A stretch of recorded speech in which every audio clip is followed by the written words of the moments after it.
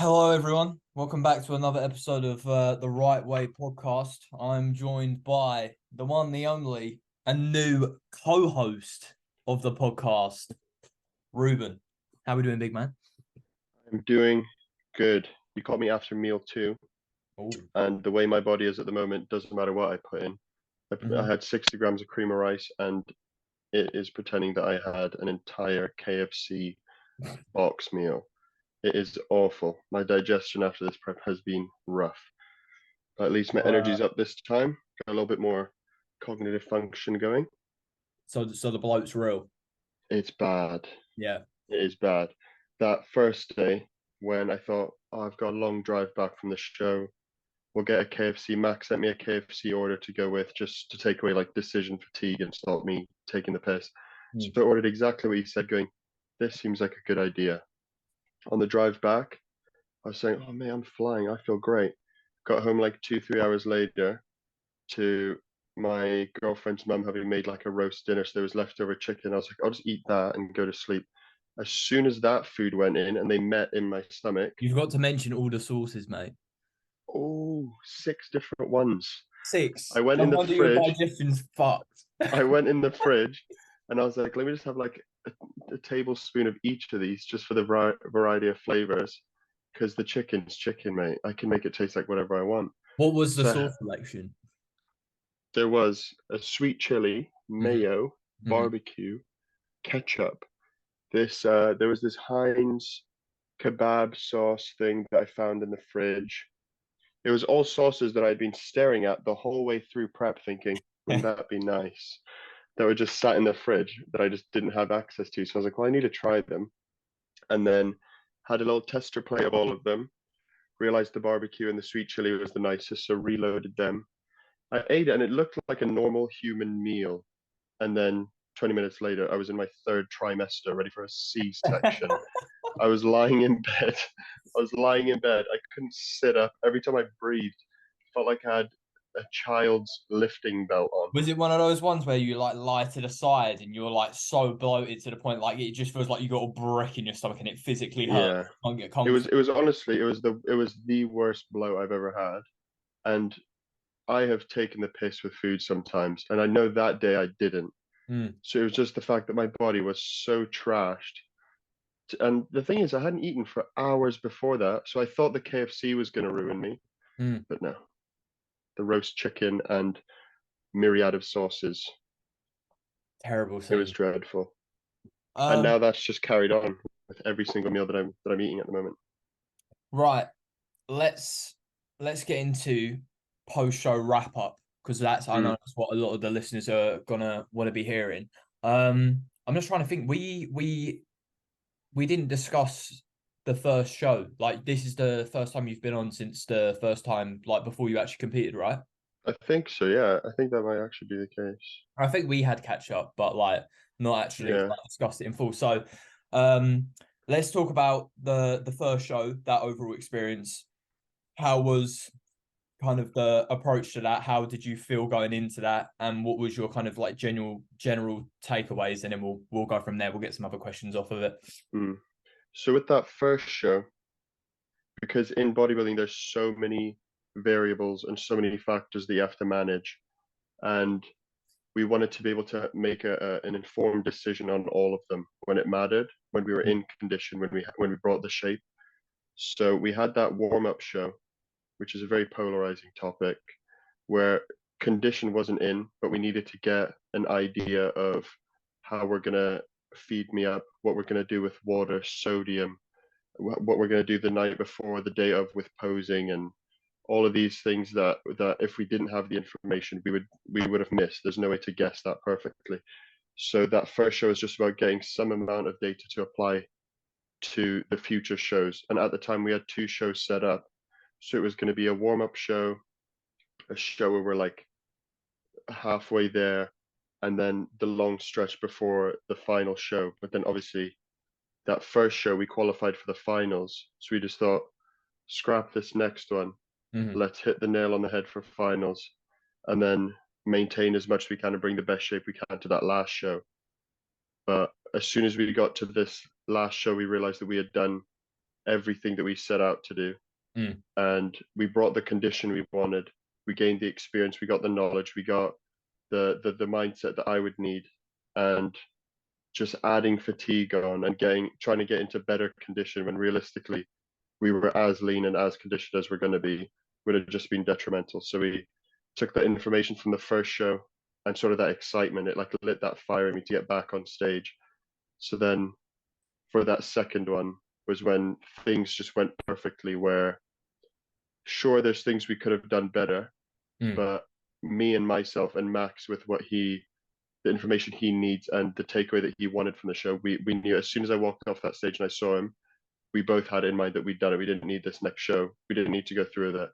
We got everything out of it, and pushing it any further would have just been longing out that post prep recovery phase, which Well, as a natural you don't want to the play thing with. is as well, like when you're that lean, right? Like I'm correct in thinking that like weight loss at that stage is so slow. Like you have to keep feeding up and then come down again, and like the meticulousness of managing fatigue and all that. And at the point you Yeah. were at, right, you probably would have got a little bit more off, but to what point? Because Mm. especially with natties as well, like when I was talking to Charlie last week, I forgot to ask him this because obviously AJ and Adam, whenever they prep natty people, they always talk on their story about there's a very fine balance with natty condition, because there becomes a point where you get so lean and you can't feel back up again, and your body you just look shit because of it. And you could literally throw as many carbs as you want, but your body is so down in the trenches, and there's so much fatigue that trying to feed it back up is literally impossible. And at that point you can't really do anything. And I Yeah, feel we like you weren't, I'm not saying like that's what happened on stage, but I feel like if you try pushing that more, the level of kind of fatigue you're yeah.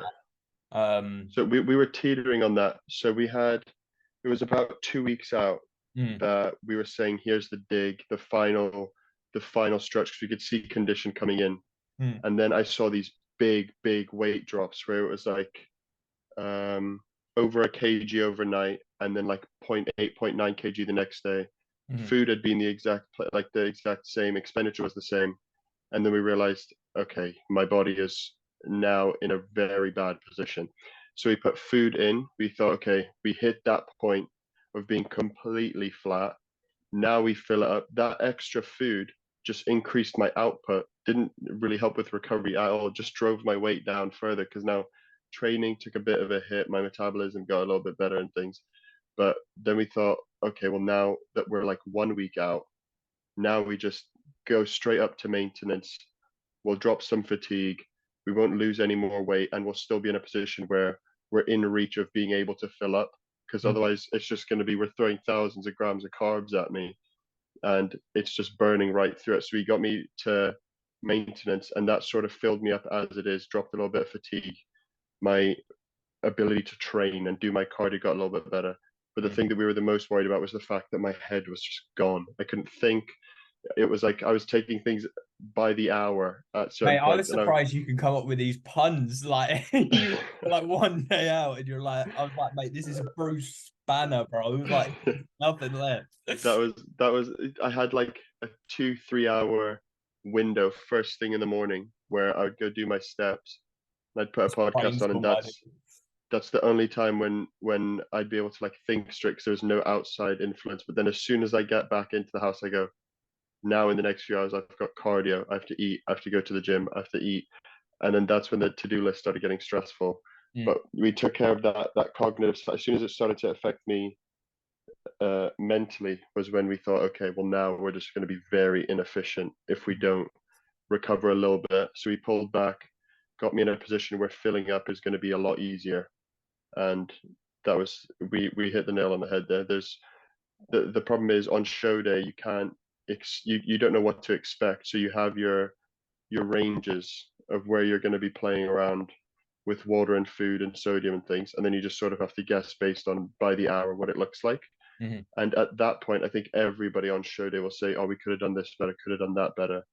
But we knew that we either hit those things perfectly, or we know for future reference what we could have done. There's nothing that we've left where we'd need more experience, or we'd need to stay this lean. Yeah. I think a lot of We people ticked just every say box that as there. an excuse, don't they? Like, don't get me Yeah. wrong, and I'm not sending any hate, but like I feel like everyone loves to come up with like a reason why, when in reality it might just be variables which are out of your control. Um, in terms of the first show compared to the second show, you obviously said there that you went there to kind of gather data. Um, that data you gathered from that first show, what did you take from that show and what did you implement into the second one? The biggest thing, the biggest piece of information that we got was the things that we did right, the things Mhm. that we knew that we nailed, and the other things it didn't give us an exact answer of what we should have done. It just told us we could work on that, but Mhm. it gave us a big pile of things that we can rest assured that we did well, and we just bring that exact same thing over. But it told us that we had so much room to fill out, and obviously because condition was so much further out than it was at the second show, you sort of don't get a good gauge on it. But then as condition comes in and as we had those little feed ups, we started to get glimpses of what we're going to have to do leading up to the show. Mm. And the things that we knew we did perfectly, we just brought them over. But Fantastic. I even said to Max, I said those guesses he made on what we need to bring into the first show with no data on how my body was going to react, and we couldn't get a good look of what my physique was going to look like because condition wasn't in yet. He guessed those numbers perfectly because we brought the best package we could have with all the variables that day, and then the things that we applied when condition came in just worked so much better the second time around because we knew exactly what we needed to do. So job done, job achieved. Um, Exactly. what was I mean, you talked about like mental like fatigue and mental battles. What talk to me like about like the hardest parts of prep? Because obviously everyone always Mm. highlights like, oh, I took this was the biggest takeaway. This was great about prep. I learned this, but like I feel like a lot of people don't talk about, the parts of prep which are shit, the parts of prep where, you're really mentally struggling. Uh Yeah. what did you kind of come across when you were The going through it? the hardest part of prep was, you know what was the hardest part of prep is having to deal with things changing. Mm, So when you know how much cardio you have to do, when you know what your food is, when you know what time you're going to the gym, when you're going to do your steps, you have this level of like, okay, this is how much I have on my plate. But mm, then when you wake up the next day and your macros have changed, or you wake up the next day and someone's asked you to train at a certain time with them, or something, just anything that throws off your schedule, anything that throws off that routine, having to adjust to that mm. while your head's all messed up and you're used to things being a certain way and you're already tired. The Your I was emotions are all dreading, up and down. yeah, your brain doesn't know how to react to anything normal, let alone these big jumps. But the thing that I was dreading the most was if Max sent me my check-ins and it said like 5 more minutes of cardio or something, I think it would have tipped me over the edge. Because when you know what you're how much you're gonna have to fight for those 30 minutes, throwing in another five, it'll rock your whole Mm, system when you're hardly getting through those 30 minutes. But it's just the adjustment, and also the adjustment in yourself mm, when you wake up one day and you're like, I can't think straight. I'm more tired than I was before. I'm hungrier than I was before. You have to adjust to how you feel in yourself and still do the things that you had to do yesterday when you felt better. mm. So it's not necessarily ticking any of those boxes, but having variables change and having your routine change when you almost know what to expect most days. Having just like anything new, even if I went to go make a meal and I realized I was missing one ingredient, the amount of stress that that caused me on certain days. So I'm Walk to like, the big no. Tesco to get some salad, mate. there was one Oh, day, there was one day where I was in the middle of making a meal, realized they didn't have spring onions, so I just put everything down, walked to the shop for like 15 minutes there, 15 minutes back, and started cutting my spring onions. And I was like, I've lost my head. This doesn't account for any I wasn't going to track this. It was just the fact that it was going to taste different if I didn't have this ingredient involved. mm. It is like I think a lot of people don't think about like how much the small things can just trigger you so much more. Like Yeah. I'm on huge amounts of food right now, and I got in from work, and I was like, right, meal free. Let me put it in the microwave. Went to put it in the microwave, slipped out my hand, and all of it went on the floor. And I was like, but you can Hmm. just tell when you're like, when you're so into that routine, you've prepped everything to a T. If Yeah, something as small as that happens, that can be the difference between you have yeah. a great day and you just whole day's fucked. And that's sort of the biggest advice I would give to anyone who's going into a diet phase or a prep. You have to be very meticulous with your routine and very structured, Mm, but also in the back of your head, always have it at the ready to have to adapt and to mm, have to be proactive where something might come up and just ruin that whole schedule. So you're going to have to put your efforts into finding a way to manage it all without adding more stress. mm. But there's always that part of your brain where you're like, my cream of rice isn't here. I Thumbs forgot up, it at mate. home, so I'm not competing anymore. I'm giving up. Your brain's so fragile that the tiniest amount of stress will just tip you over the edge. So you have to be ready for, along with having your whole plan structured. You can write it down at the start of the day or the night before. Have your meals prepped in your app, but it's not guaranteed. The smallest external factor can just ruin all of that, and you have to be ready to adjust. What was your like day-to-day routine? Like how would a training day differ to like rest day routine? Obviously you're not Mm. training, but like give me like a breakdown of kind of what it would look like day to day. For me, at a certain point, rest days just it was very casual. It was just, oh, I'm not going to the gym today. I've got this extra time to do work, and my food's a bit lower, so I need to structure it around when I'm going to be hungry, when I'm going to, because rest day, the hunger on a rest day is something else. There's no What distraction were of going your to the calories gym. at? My carbs were at its lowest, I think 225 on a rest day, 45 fat, and then 200, and then it went up to 230 protein, which compared to other people that I spoke to Hmm. during this prep was a lot higher. I was gonna But say there's gonna be people listening to this and they're gonna be like, that's not even low. But the thing is, you have to realize, right? Go on Ruben's Instagram, look at his ass, mate. Look how much fat is on him. Okay. Your body is starving. Like yeah, your appetite is at a level where it's never been before. And all your body wants to do is eat. So 225 carb is literally just giving you that energy for your workouts. And then as soon mm, as it's gone, it wants more, mate. It wants more. yeah. And those days where it's a rest day, I see my food and I go, I'm just gonna eat when I'm hungry. But Mm, then the hunger goes from, oh, I could eat something, to your body just panicking because you're at a level of condition where your body thinks you're gonna die in a couple of weeks if you don't start eating a lot more. It doesn't know when prep's ending, when that off-plan meal's coming. So it's almost the hunger turns into like this really anxious, like panic going, we need to eat.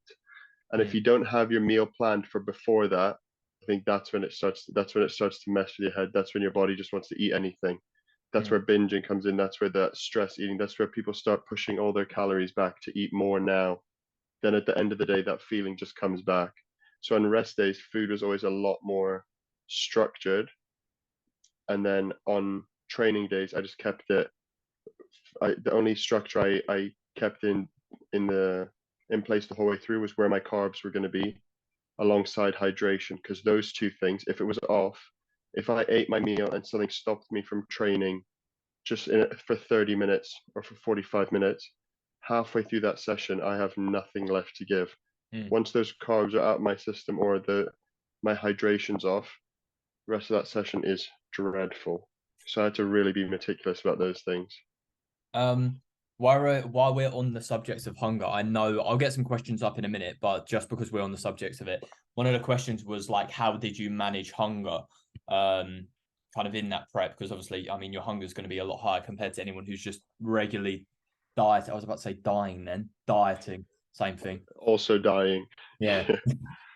So the first adjustment into prep was just getting everything structured, get set with my new macros, get an idea of what I'm going to eat, and then slowly week to week hunger would creep up and cravings would creep up, and I tried every single one of these hacks of like people saying, oh, how they used caffeine and sweeteners and 0 calorie things and sugar free things, those Volvics were flying the first few weeks in between meals. You're like, mate, prep's easy.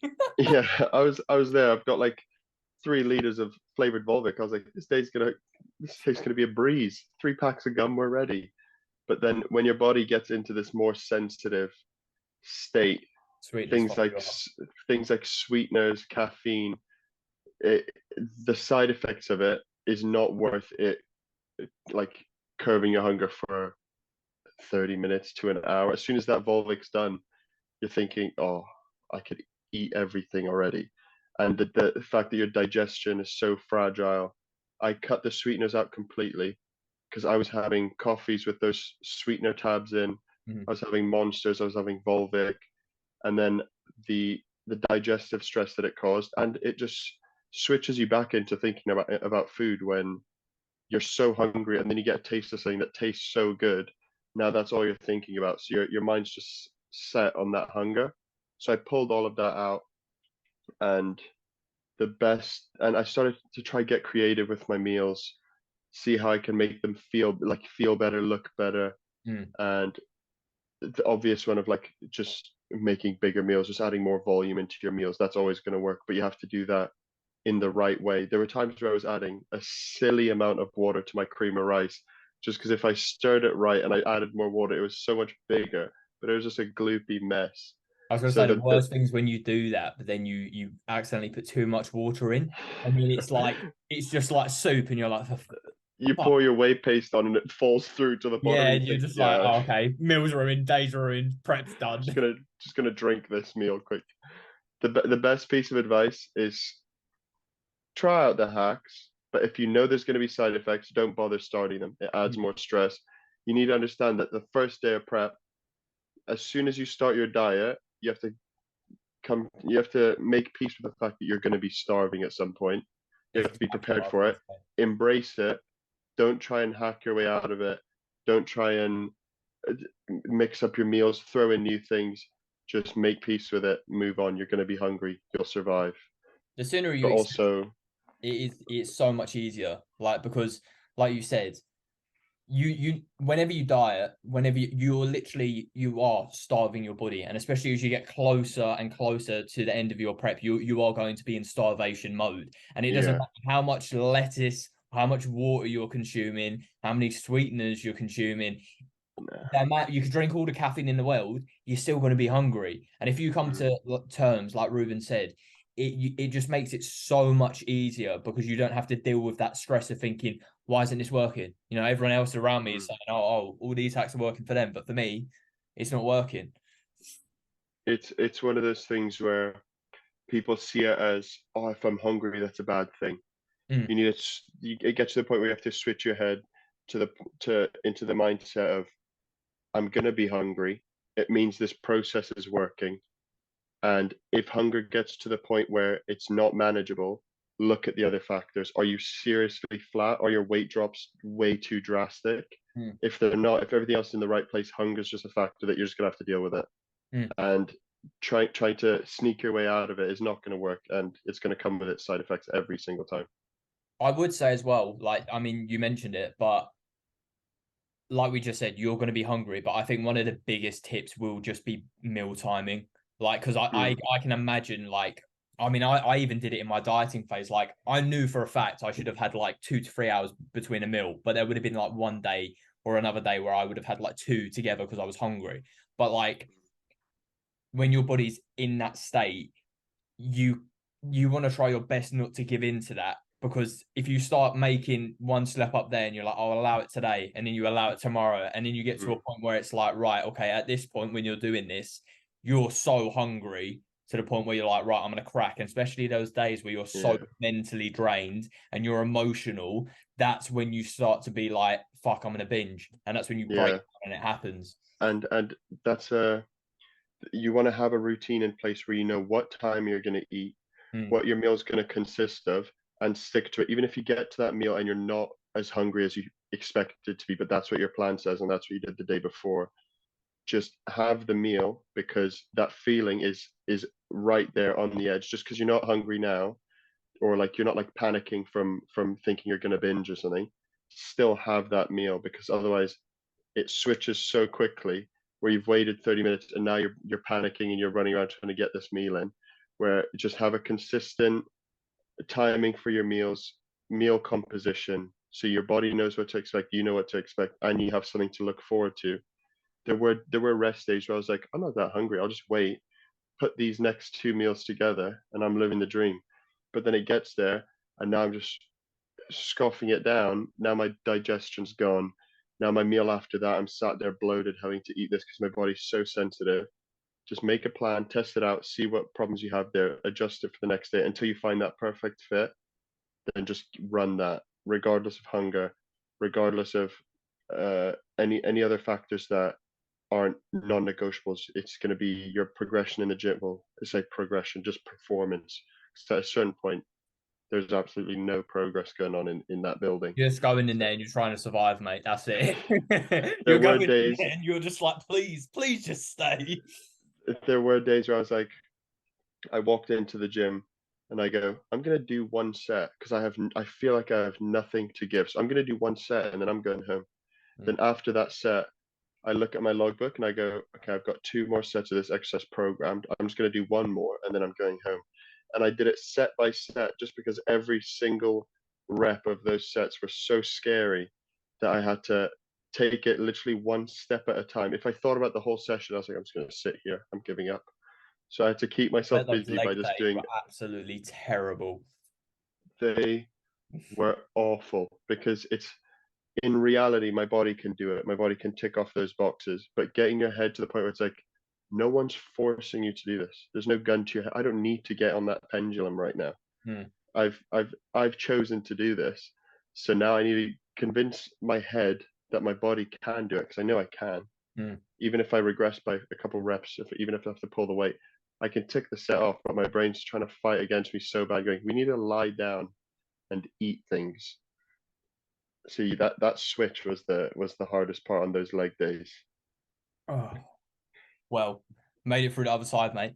We made it. I was gonna say, going up on stage, did you have any anxiety about the thought of stepping on stage in front of all those people, or was it kind of like one of those things where, you know, a lot of people just say like it just felt like it was right? Yeah, it's just adrenaline, Mm. right? It's that adrenaline that kicks in, and then however you channel it, it can turn into anxiety, it can turn into excitement, it can turn into fear. Mm. However you channel that adrenaline is completely up to you. Your body doesn't know how to make sense of it, so your mind has to put that energy into something. I went in so excited. When I woke up that day on show day, I was like, they better let me on stage right now because I'm not waiting anymore. And I just wanted to get on stage so badly because that feeling of like it's like the final output of all the work you've put in. It's it really is just like really exciting, relieving, and it's like motivating for what's to come because there's so much you've put so much into it that your body sort of you get all of that back when you get on stage. So the feelings beforehand was just gratitude that I made it to the show in the first place. Because through prep, with little pains that you think, oh, that's going to turn into an injury, and I'm not going to be able to compete, or days where you're so fatigued, or you get ill or something, you think something's going to stop me from getting on stage, and I've put all this work in. So when you get to the point where it's like, here you go, you've ticked like all the work's done. Go enjoy yourself on stage. That level of excitement is unmatched. It is an absolutely incredible feeling. I'm glad to hear it because you can just tell like you love bodybuilding, and that's so good. Like, But because like again, me and Charlie talked about this last week. Like, I feel like with social media, and I genuinely believe before I joined Max, my head was the exact same. It was like, oh, I want to compete because everyone else is competing. Do you know what I mean? It's not like I actually want to compete because I love bodybuilding, because I love this process. It's like, oh, everyone else is doing it, and this is the route that coaches go, so I must do that. yeah, Whereas now it's like, I love everything about it.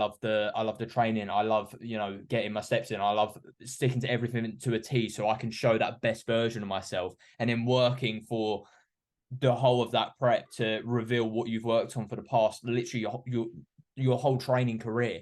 And then to yeah, stand on a stage where, you know, everyone in that auditorium loves bodybuilding, or they're there to yeah. support someone who has that love. Like, I feel like that energy is just like infectious.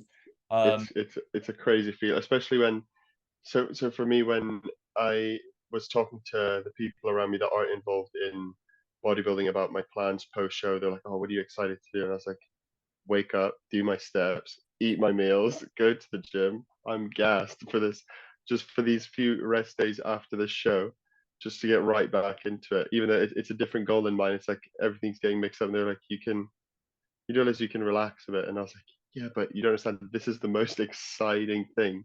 Lying in bed on Best time, time. mate, as well. When you lie in bed on time with your boxes all ticked off, you're looking at your MyFitnessPal, you're like, I ate all those macros down to a T. You open your steps up and you go, gosh, hit it. Then I'm sat there going, I've done everything that I woke up wanting to do today. Mm, That's the most exciting thing. And for many people, they sort of go in to compete for the wrong reasons. mm. And it's the love of the process that's really going to give you that reward that you want. People going in for placements, people going in for to get their name out there and things. It's you're putting so much more into it than you're going to get out if you go into it that way. That's Mm. what I said before.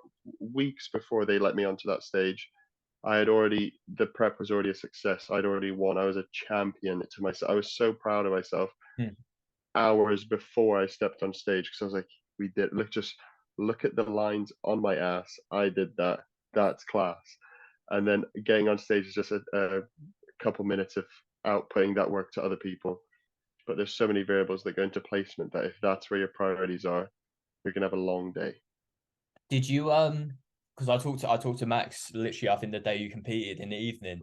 Um did you watch the Oscar Isaac podcast in the end or not Oh yet? no, no, not yet. So in that podcast, because I sent it to Max originally, Mm, they talk about like the importance of not putting that pressure on yourself when it comes to competing. Because if you go, like you said, if you go into bodybuilding for the wrong reasons and you're literally just doing it for a fucking trophy, mm. you're what is the point? Like, what is the point of that? It's not gonna do what you want it to. You're Yeah, not gonna get literally, out like, what you put because in. the thing is, if you chase your whole bodybuilding career just to get placements, and then you look back at it and you go, okay, cool, I got trophies, but all you're focused on is the trophies, and that's it. And then when you get that, when you get to that peak, and all you're focusing on is the goal, the end goal. It's like Mm, Tyson Fury when he won the heavyweight title when he got all the belts.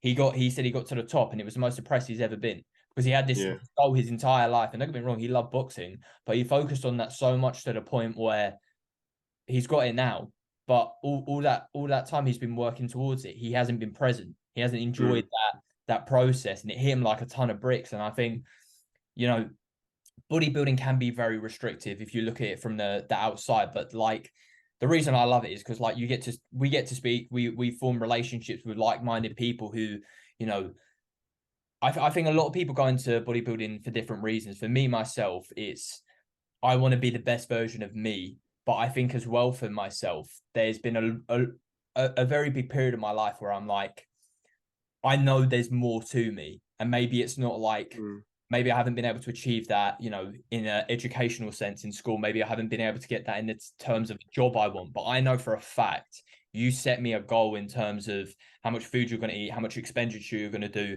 how you're going to progress. I will tick those boxes every fucking day because that's within my control. And if I can focus on that, Exactly that. exactly. And if I can focus You on have that, complete control over these variables. How many steps you do, nobody's going to change how many steps you do except for you.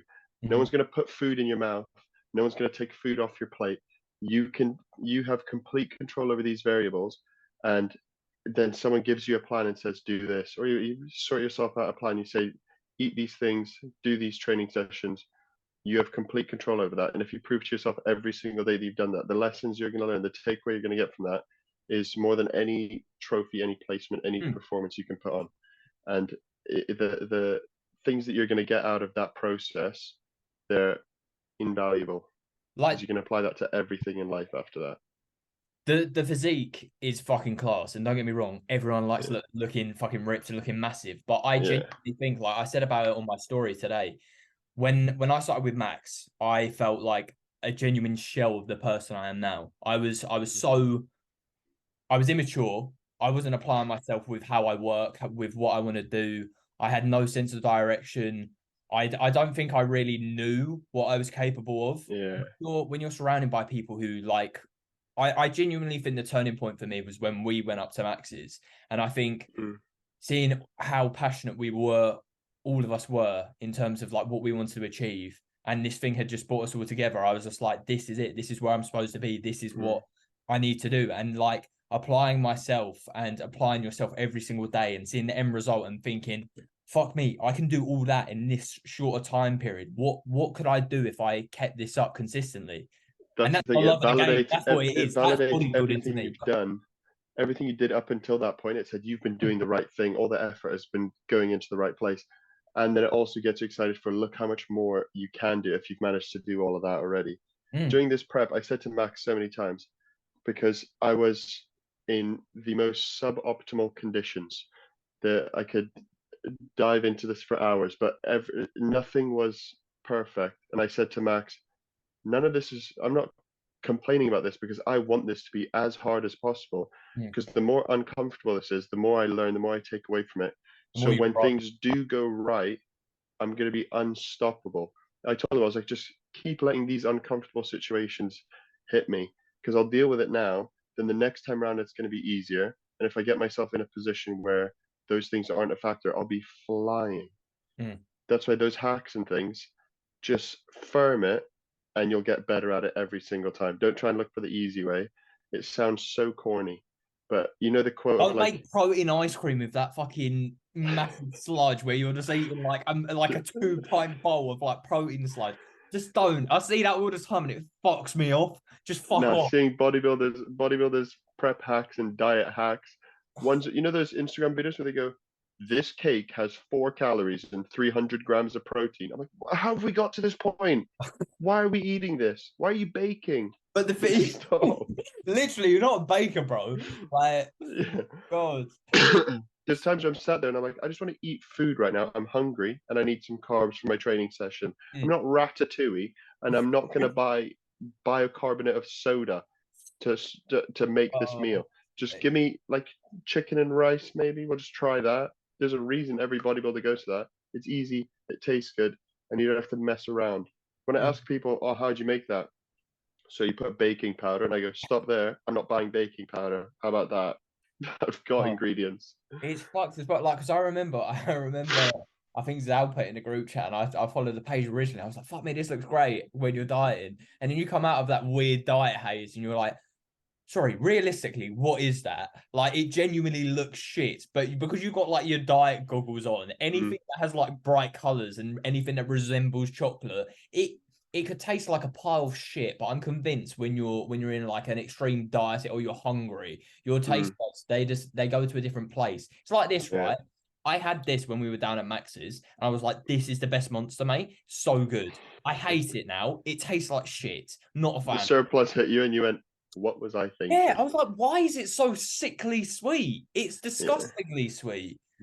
The Oh, day of my show, I called Max, and he was busy he was busy prepping meals to come down to watch the show. So he was prepping his meals, hmm. and I went, "Oh, what are you making?" He went, "Oats, and just like whey and stuff." And I asked him if he's gonna put it as a protein paste. Is he mixing it in? What's he doing there? And then Bro was his getting face food just his phone face text just from like, Max. He was like, how you can do the way?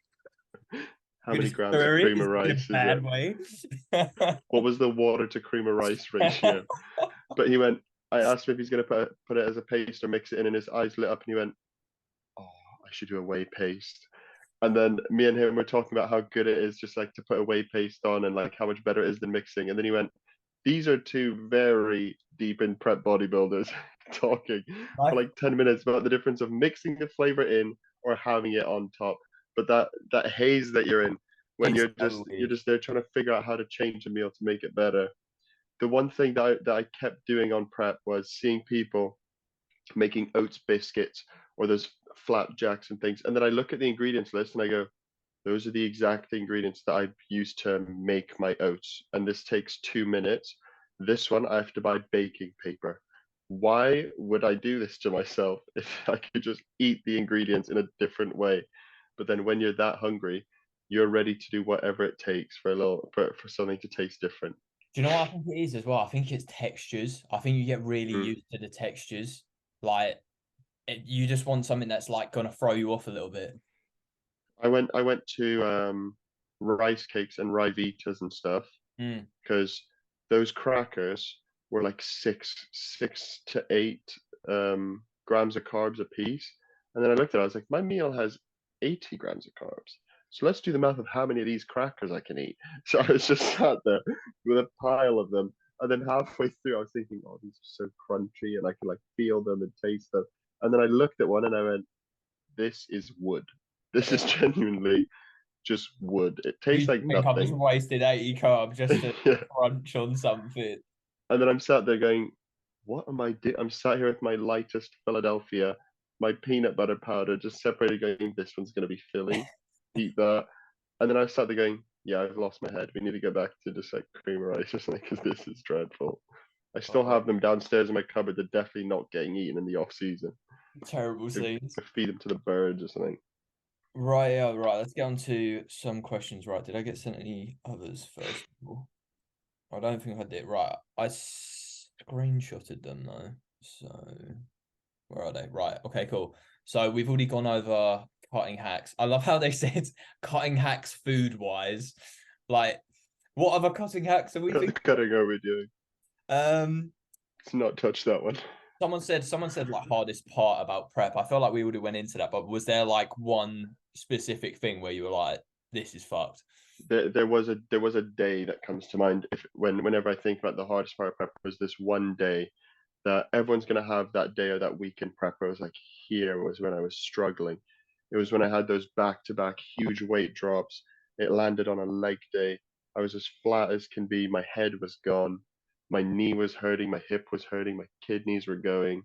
And I was just thinking about the fact that there's still so much time that loads can happen, but it's not a short enough amount of time for me to be like, oh, I'm almost there. I'm almost there. Because I wasn't almost there. I had loads more sessions to do and like a couple 100,000 steps before I got on stage. And it was a day where I woke up and I was sat here on the side of the bed at like 4 something a.m. talking to myself, going, you need to go do your steps. You're going to go do like 6,000 steps, then do your cardio. My girlfriend woke up and went, what are you doing? And I was there going, Shut I'm up! trying to I'm make trying to sense of sleep. it. I was there going, I can't think, but I can speak. So I was like, I need to go do steps. Then I'm going to come back. And then I opened the door to go do steps. It was raining. And I thought, just make it harder. Why don't you? This would be sick. Then I drank my coffee and I was like, I'm going to go do steps. Walked out and I just zombie moded it. Came back in. I sat in the kitchen.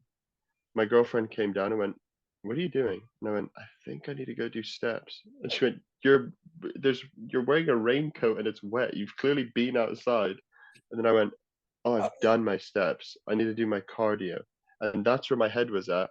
And then by the time I finished because I was taking everything one step at a time, then I had my third meal and I went, what do I need to do now? Looked at my phone and my rep count said I had legs, my like big leg session with dumbbell split squats and everything. And I thought, I this has just been sprung on me because my brain didn't even think about this. Now I have to go train legs. And that whole day, in between meals, I was falling asleep. I slept enough. I slept 7, 8 hours, but my Mm. body was just so ruined. I came back from my steps, fell asleep, did my cardio, fell asleep, meal one, fell asleep. And because I had to get the bus to the gym, which was the worst thing in my life, Oh, mate. Do an you get like do hour, you get like nitties on your bus, or are you like school all kids? of them, Oh God, and that old people. So the amount of times I'm like, oh, I'm one of the first people on the bus, so I'm sat the in a nitties nice probably spot. came up to you as well because you look like one at that point. Yeah, yeah. People were looking at me going, that kid, why has he got a huge backpack when all he does is Backhanded. crack?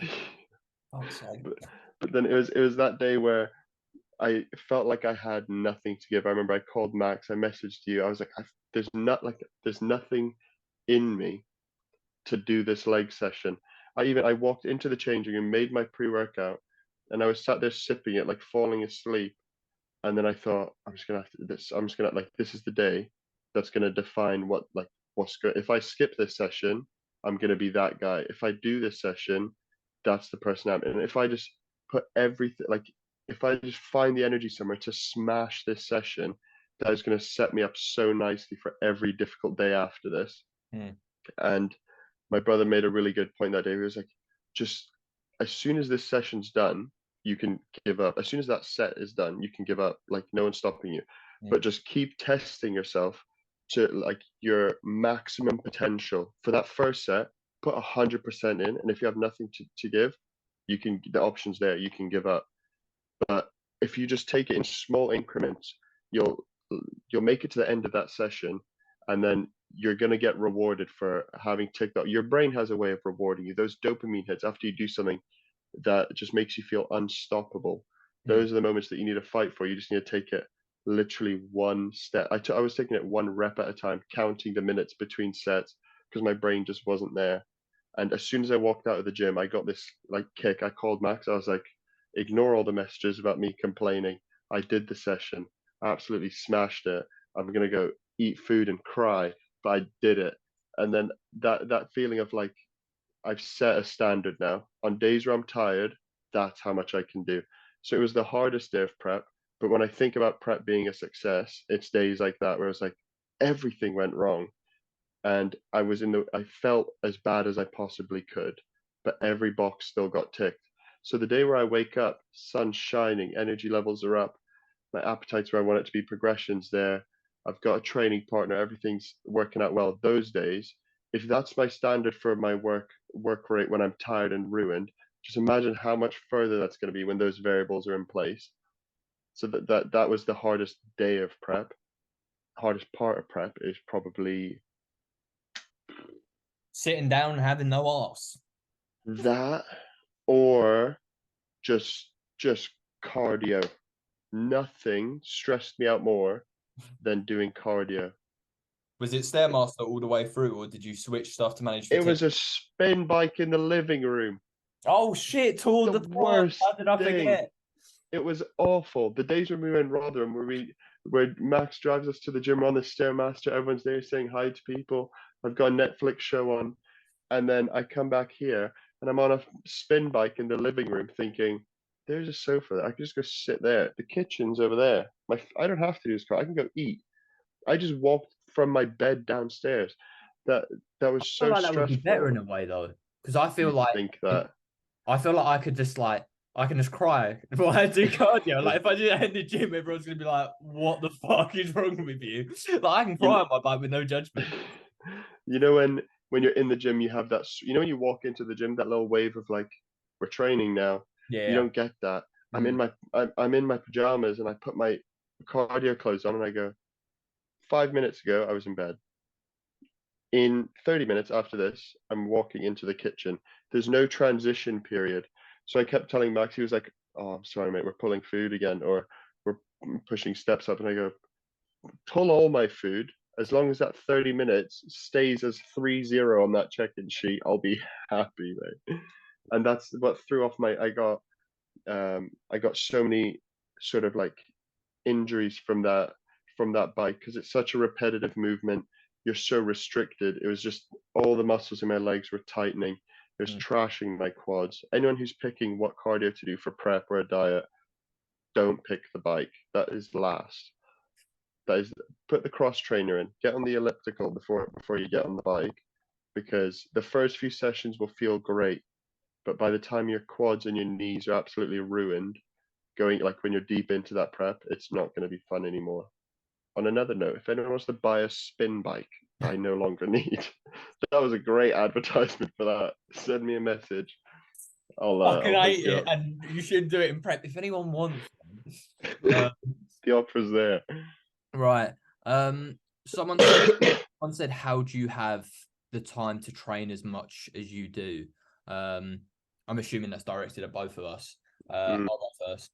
Um, I literally set up my life so I could prioritize body. yeah, I was Like, gonna say I'm not giving it. I find the time. like Yeah, there is a whatever's going reason I on. work at Sainsbury's. Like it's believe it or not, I don't actually have career prospects of being like manager at Sainsbury's. I What about I all the discounts though? fuck the discounts, bro. Lidl's where it's at. I don't care. Oh, let's Literally, not tell buy at management about Sainsbury's, that. you're sacked. Yeah, Wait, so wait. like, On that note, quickly, Lidl or Aldi? Lidl. Wrong. The problem that I've run into, I've tried every single I swear that. supermarket during prep to find different foods. Whoever the CEO of Aldi, he has to be a bodybuilder because the macros on some of those items is ridiculous. Those protein puddings where it's like 0.1 fat. And I think that's so unnecessary. Surely for Gen Pop, you can throw in like 5 grams of fat, no one's going to notice. Why is it that low? But it's all the sweeteners and stuff. So, Secretly, Dorian Yates is the CEO, mate. Just different investments. yeah. Anyways, right, back to the Okay, so question. tell me. So, I set up my life for bodybuilding. I knew, like, don't get me wrong, I don't think I took it serious to like the time I've been with Max, but like I always had this idea that like the gym and PT and coaching was going to be like my job. So I work most days Sainsbury's from 4 to 11:30, which means I have to get up early as fuck, but it also means I then have the rest of my day to do what I need to do. I can work at reception at a gym if I need to. I can PT my clients, I can coach and I can train and I can manage all my stuff.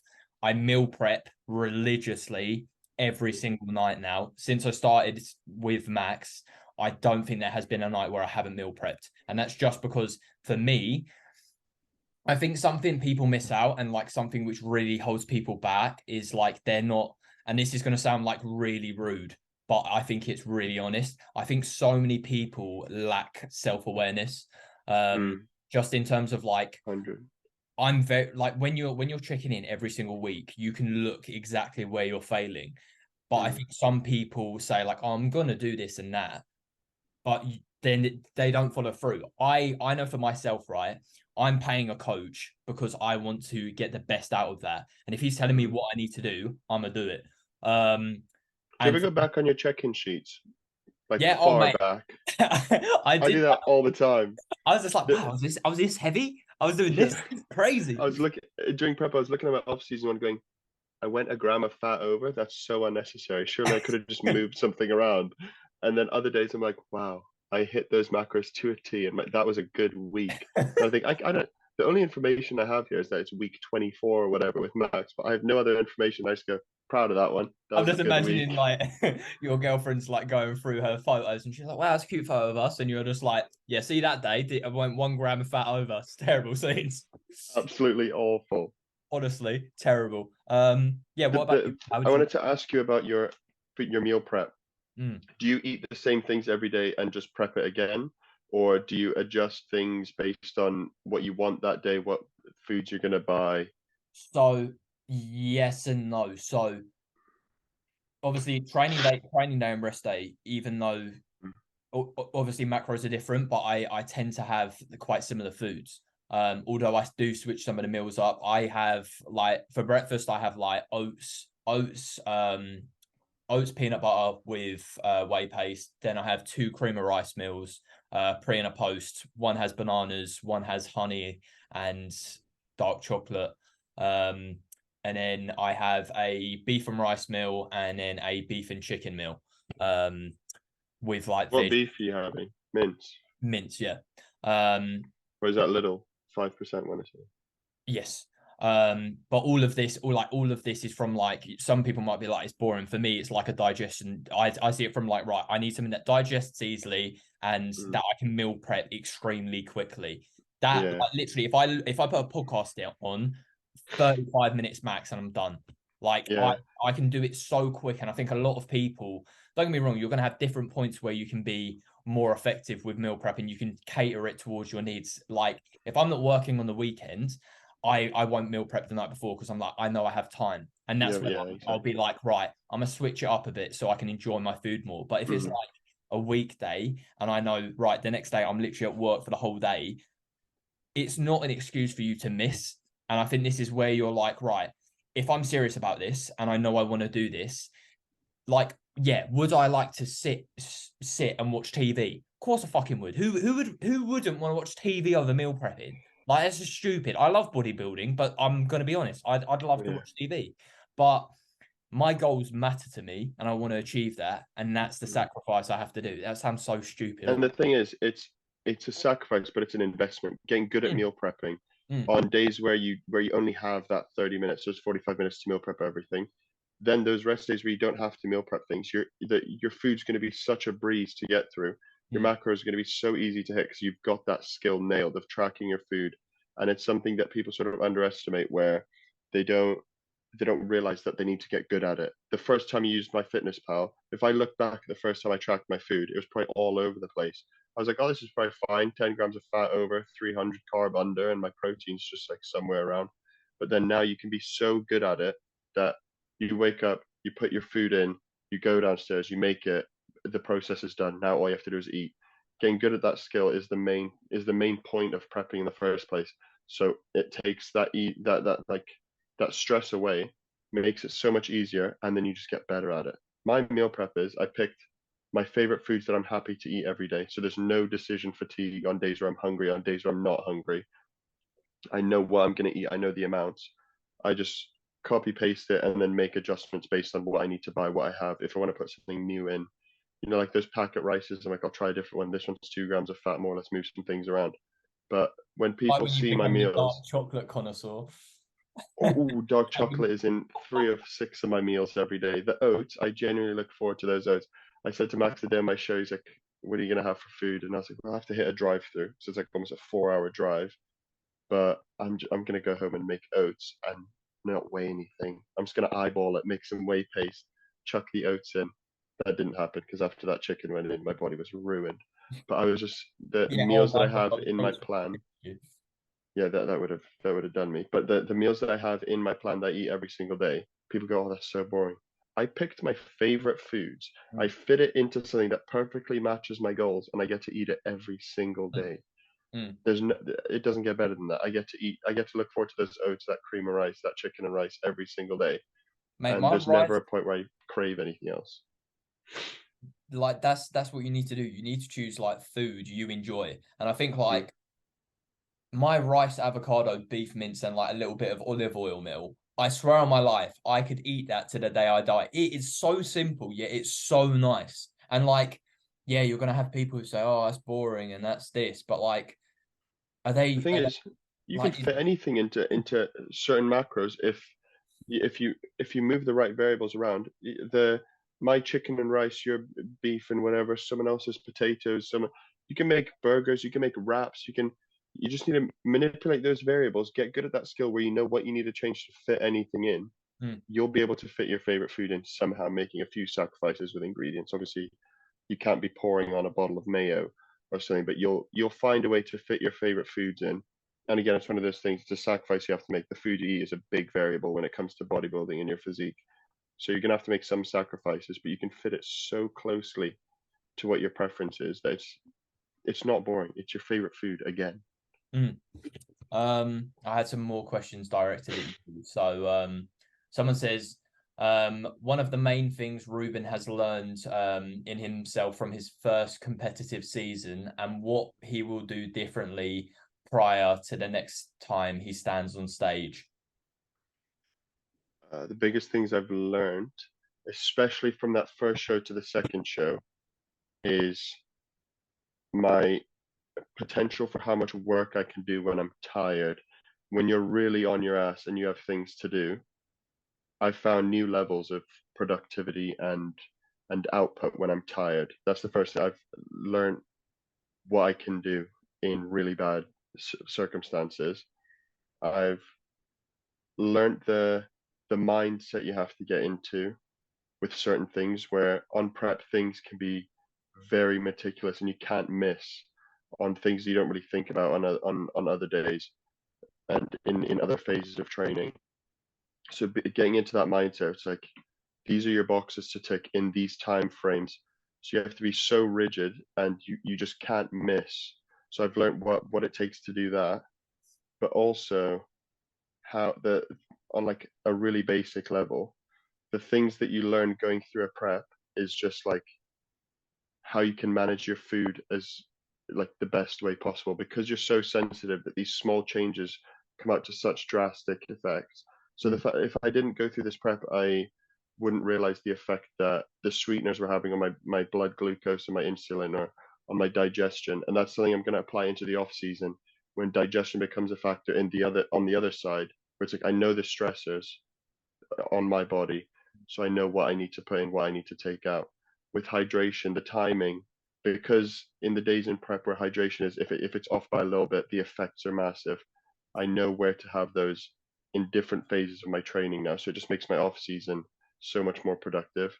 I kept telling Max this prep is so much about how I can get better for this off season, because that phase can be so much more important to you than a prep. If you go into a prep in the wrong shape, you're going to come out worse.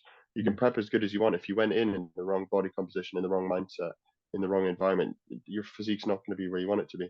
So that off season was so much more important, and I've gathered so much data to apply to it. The first of which was cream of rice is banging, and stop hating on it because it's such a good meal for bodybuilding in terms of flavor, macros, digestibility. I spent months trying to fight that. Then as soon as One day's Max did, Al's going to be on that side as well. Just one. we'll One get him day. there. We'll get him there. We'll get him We there. need to find a chocolate orange flavored something to convince him. I think We'll, chocolate orange perform.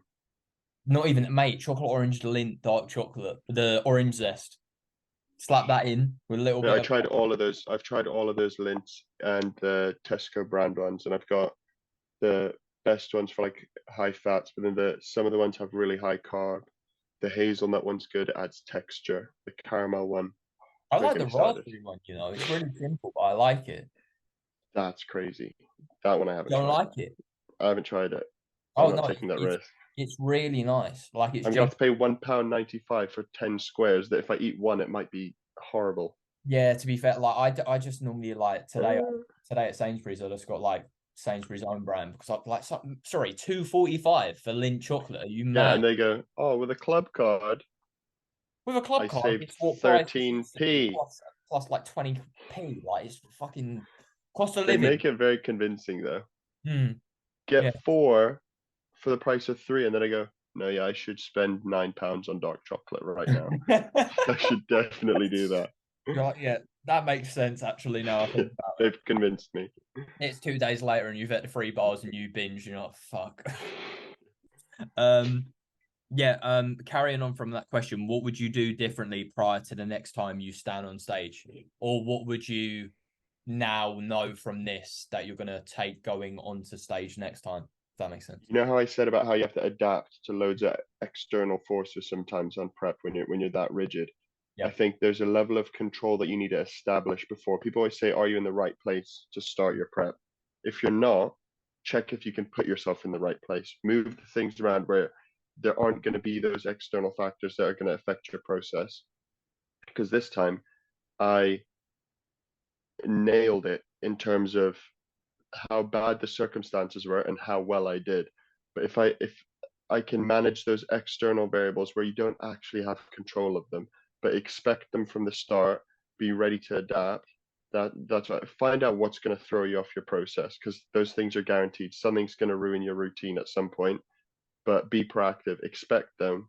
Know what you're going to do on days where it messes you up because that adjustment period took me a couple weeks, couple months to nail it where it's not going to cause me any stress.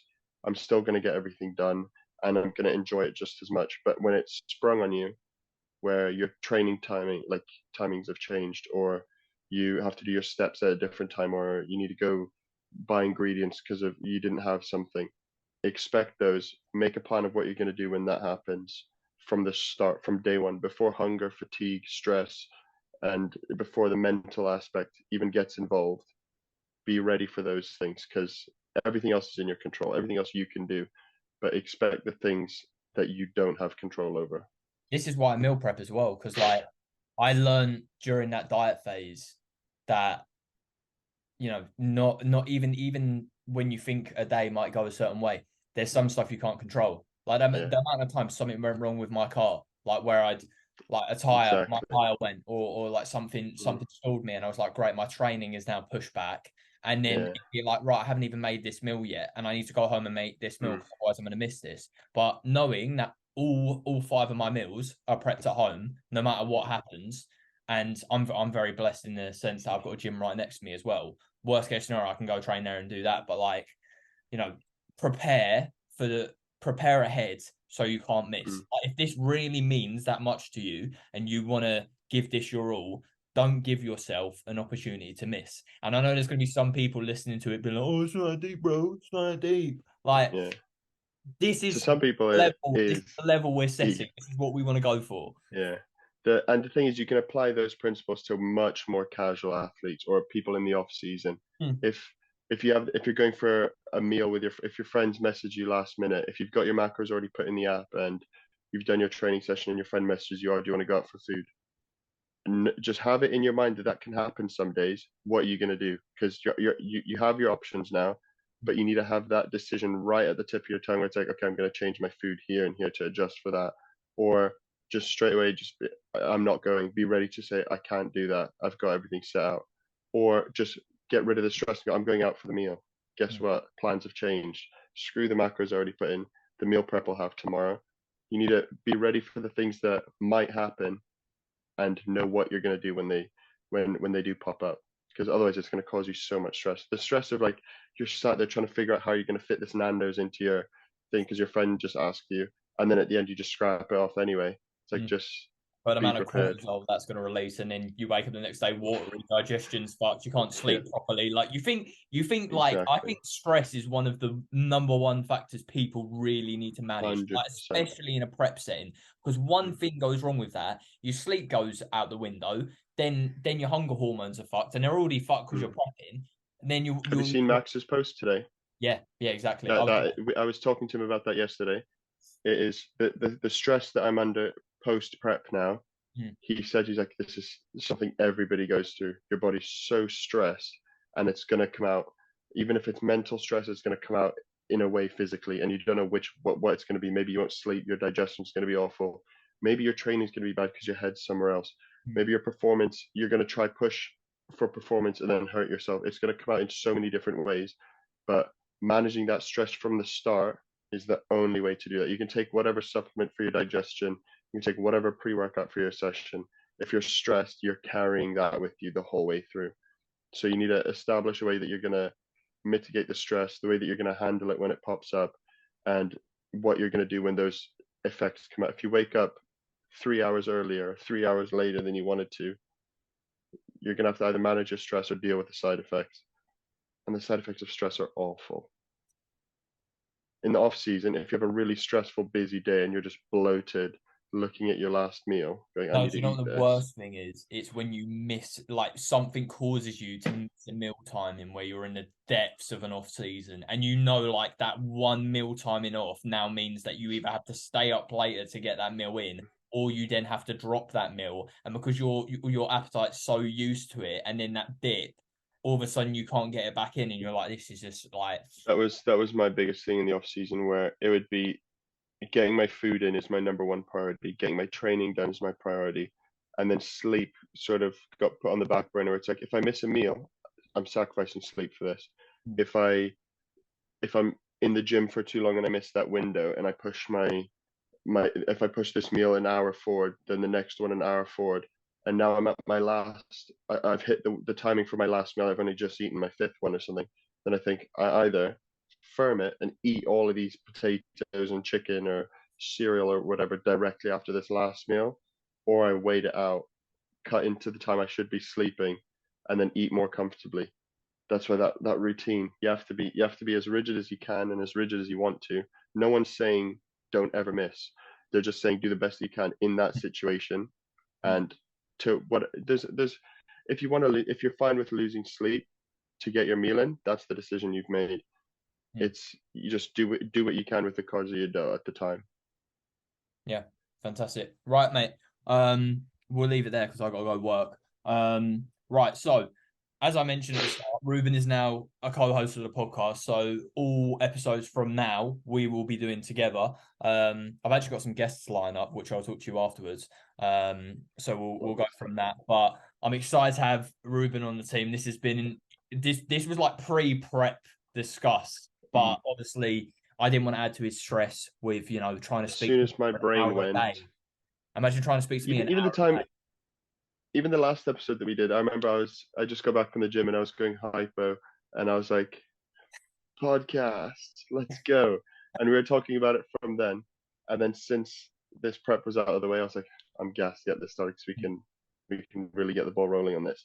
But this setup here Hmm. is a very temporary setup. The next podcast we're gonna be looking a lot more better. My tan's not gonna stop at my chin, Fantastic. and Well, look like you've just I can't escaped the wait. house fire, which is fantastic, mate. Yeah, like I said, like I wanted Ruben on this podcast because, like, the thing I want the whole thing to be about this is like speaking to other like-minded individuals who love the sport, who share the passion, and realize that there's so much more to just people going in there lifting weights and all this kind of stuff. And Ruben perfectly encapsulates that. Yeah, I'm excited to get future episodes out. Thank you Both going into the off season now as well. Yeah, we're getting massive, mate. Getting We're massive gonna be together. huge. If you're listening, share, like, tag me and Ruben, rate 5 stars on Spotify. If you're not following on Spotify, follow or you're a waste man. All right. We need those follows, okay? You need to be updated. And his government name's on there as well. I saw it. It is on there. I saw that written for the first time when I was looking at the podcast, and I went, that never clicked in my head. You were just always Lou. Right. Yeah, we'll catch you in a bit, people. Nice one.